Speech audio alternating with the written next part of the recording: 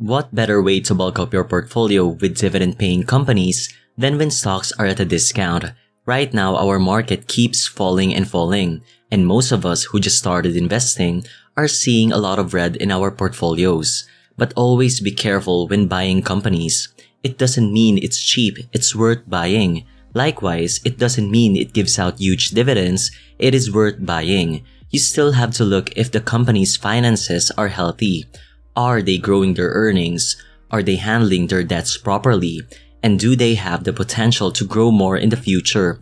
Because with this, we know for a fact that they can maintain their dividend payout and has a high probability of increasing. So in this video, I will show you companies on my watch list that I think fits these criteria. So let's start.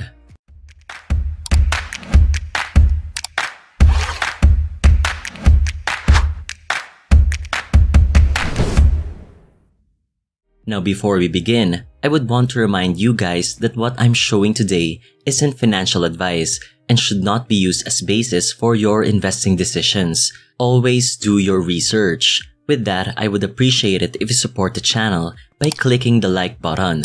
For our first company, it is Globe Telecom, one of the leading telco company in the Philippines, has a wide variety of businesses like the well-known e-wallet app GCash, and they also invest in venture capital for startups as well.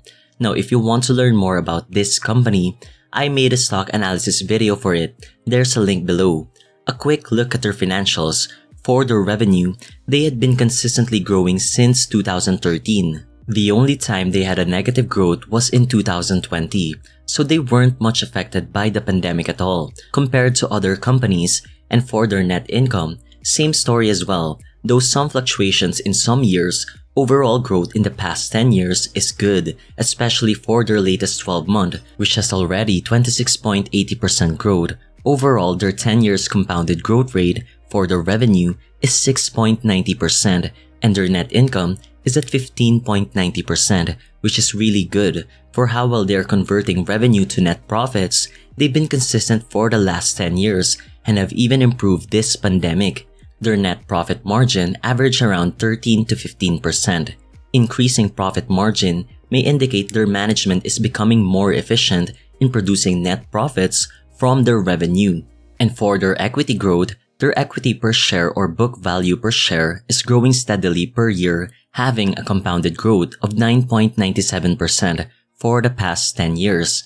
As to how well they are handling their debt to equity ratio stands at 2.88. So it's quite above what I want, which is at least below 2. Now before we conclude that Globe has high liabilities in comparison to its equity, we need to take into account what's their industry average. If we compare it to their rival, which is PLDT, its debt to equity ratio is at 4.16, higher than Globe's. And for Converge, they stand at 1.33, so quite low. But remember, Globe and PLDT's portfolio doesn't just focus on the telco business. Anyway, so Globe is in between industry average. Moving to their current ratio, this ratio shows us how they are handling their short-term obligations or debts due this year. For Globe, it's at 0.57, which is again below our criteria of at least above 1. In comparison to its competitors, for Converge, it's at 0.78, while for PLDT, 0.33. So all telco companies have a current ratio below 1, and again, Globe is in between the two. Now I'm not mentioning Dito since it doesn't even earn anything. Its net income is negative, so it's not a good comparison. Moving on to Globe's dividends. Now they have been consistent in their dividend payout and have even increased it throughout the years. Their dividend yield is at 5.11% for its price of 2,114. Now we also have to check if they aren't just paying out all their earnings. For their payout ratio, it's only at 49.1%. This is important because we don't want a company that pays out all their earnings, and worse, if the company is paying more than their earnings through debt, which is what some companies do, and we also want the company to reinvest most of its earnings to grow. So a low payout ratio is much more stable. In Globe's case, they have a good payout ratio. Now for my buy price, my computed intrinsic value is 3,448 with a 30% margin of safety I have a buy below price of 2,413. The second company for today is DNL. Now what I like about DNL is that they almost, if not, have a monopoly in their line of business here in our country. They have a diverse line of businesses, from food, ingredients, oleochemicals, raw plastic, aerosols, etc. And their long-standing customers are big companies like KFC, Jollibee, McDo, Nestle, Universal Robina, Monday Nissin, Boysen, Shakey's, and a lot more. And for their financial, revenue is growing for the past 10 years, though in 2018, it started to drop due to the China trade conflict and the pandemic. But they've already managed to recover in 2021.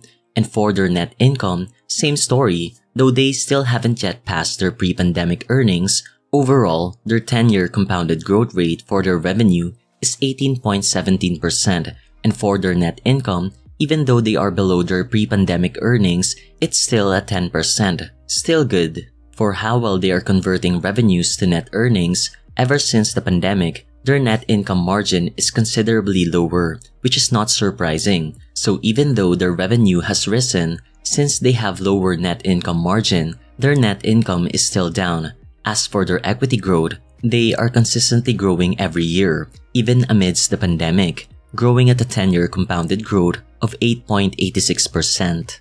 And for their debt management, their debt to equity is only at 0.88, meaning they only have 0.88 pesos of debt for every 1 peso of equity, which is really good. And for their current ratio, it's at 1.81 pesos. This means they can easily pay up all their short-term obligations and still have more to spare.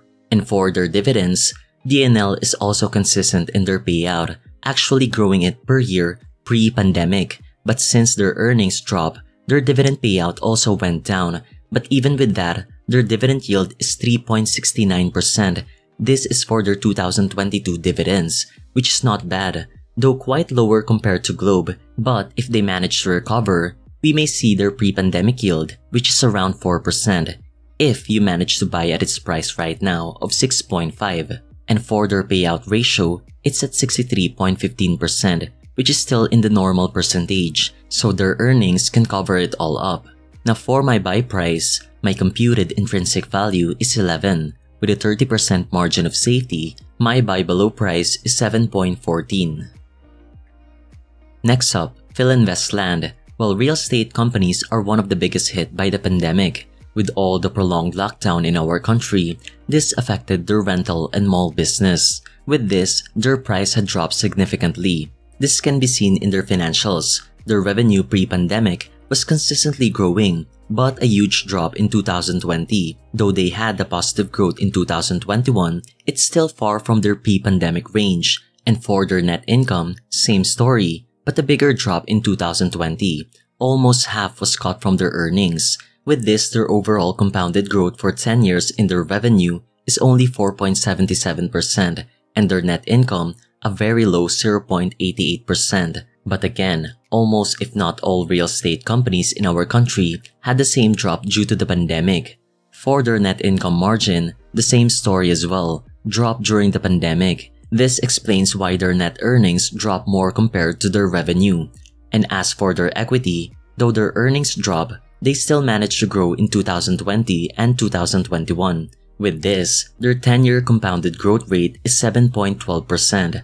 For their debt management, the company's debt-to-equity ratio is 1.25, which is the typical ratio for companies. And for their current ratio, it is 2.95, meaning they can easily pay up all their short-term obligations. So for both ratios, they are well within the healthy ratio. Now for their dividends, their 2022 dividend yield stands at 5.52%, which is quite high. This is even with a drop in their earnings. Now to give you a clue, if you buy it at its current price of 0.85, its dividend yield in 2019 is 7.2%. But of course, we have to check if their earnings cover up this high dividend yield. Their payout ratio is only at 29.37%, which is really low, meaning their earnings cover up all the dividends they are paying out, and there's still a lot for the company to reinvest to itself. And remember, this is with the huge drop in their earnings this pandemic. For my buy price, my computed intrinsic value is 1.58. With a 30% margin of safety, my buy below price is 1.10.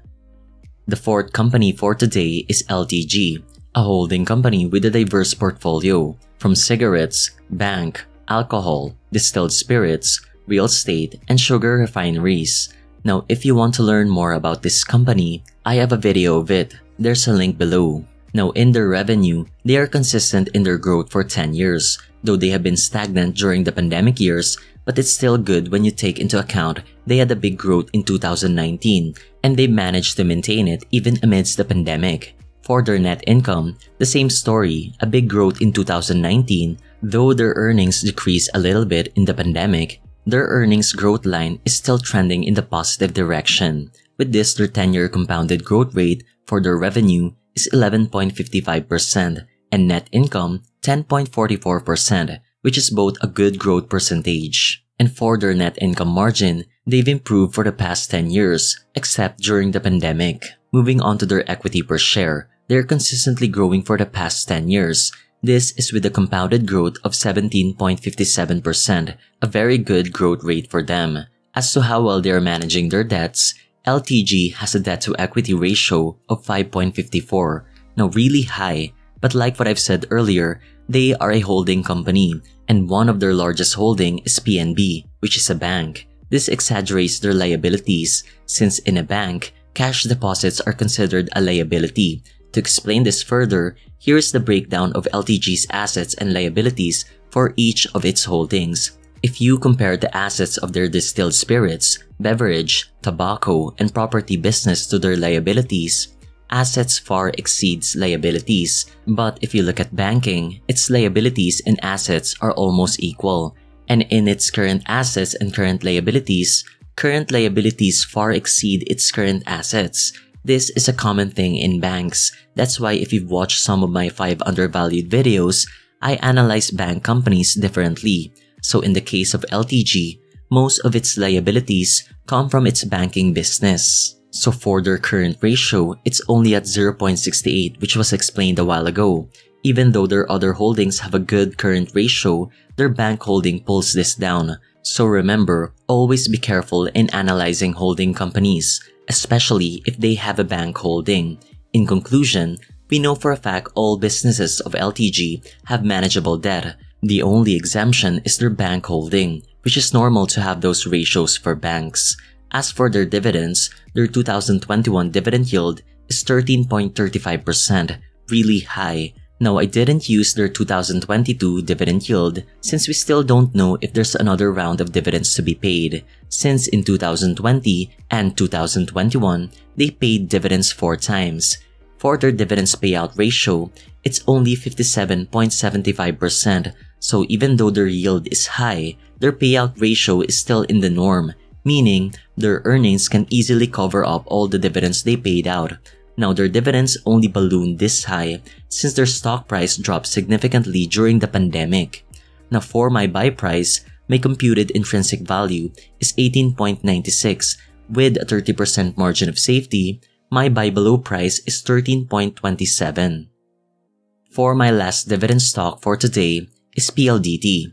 Like Globe, they also have a diverse set of businesses and also has a popular e-wallet app, PayMaya. Now, I also made a stock analysis video of this. There's a link below. For their financials, in their revenue, PLDT, though they've been growing per year, the growth is rather small, and for their net income, a big difference in story. They still have yet to pass their 2013 earnings. Though we are seeing a consistent recovery from them ever since 2017, we still don't know if they can continue this. That's the only downside to it. Overall, their 10-year compounded growth for their revenue is 2.79%, and for their net income, it's still at a negative 0.60%. Though if we look at their 5-year compounded growth rate, which started in 2016, they are recovering quite well with a growth of 6.08%. For their net income margin, we can see ever since 2013, their margin had been decreasing. It only got stable after 2019. So in the more recent years, they have had good growth and an increasing net margin. But in a wider time frame, they still have yet to recover. Now you may be wondering why I included this if their earnings aren't even past their 2013. Well, if you look at PLDT's stock price, that decrease in earnings has already been reflected. Since 2014, their stock had been in a downturn, but right now for 5 years straight, we can see their earnings are recovering consistently. Though we don't know if they can continue this, the best thing we can do is buy the company when we think it is at a discount. And the best thing about it, we can get dividends, which I'll discuss later. Going to their equity, same as their earnings, they've been stagnant since 2015, so their 10-year growth rate is still at a negative 2.25%. As for their debt management, as mentioned a while ago, most telco companies have a high debt-to-equity ratio, and TEL is on top with a ratio of 4.16, and for their current ratio, it is the lowest of the 3 telcos with 0.33, meaning they have 0.33 pesos of current assets for every 1 peso of current liabilities. For their dividends, like Globe, they are consistent in their payout. At a price of 1,692, their dividend yield is 4.84%, and for their payout ratio, it's at 59.88%, so their earnings cover up all the dividends they pay out.